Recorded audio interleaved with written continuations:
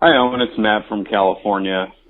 Like you, I have some issues with substance abuse, and of course, years ago, was sentenced to AA. Personally, I think the structured nature of the program was partially, responsible for reintegrating me into society.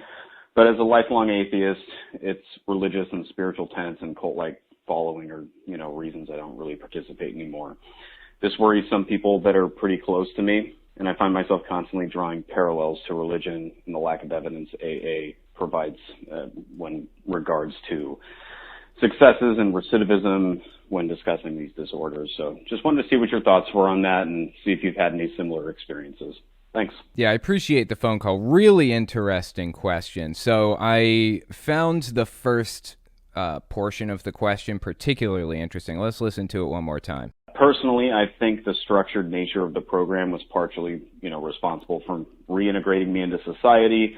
Let's just pause right there. The structured nature of the program was responsible for reintegrating you into society. I can totally see that.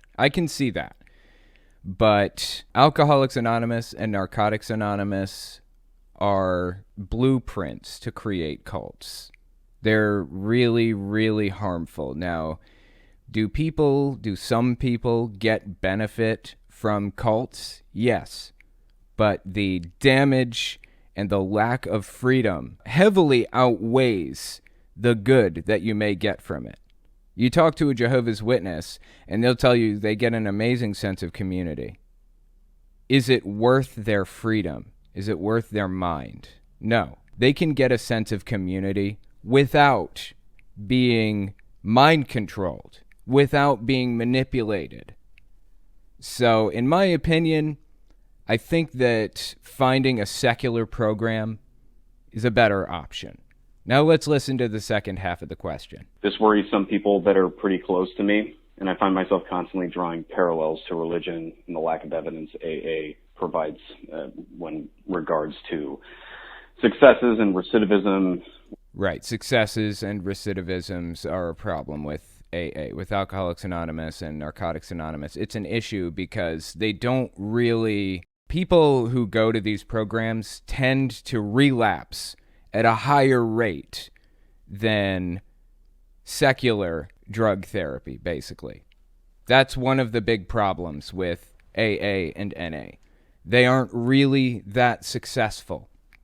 And the reason that Narcotics Anonymous and Alcoholics Anonymous aren't really that successful is because it's based on religion, not on science. It's based on religion, religious concepts.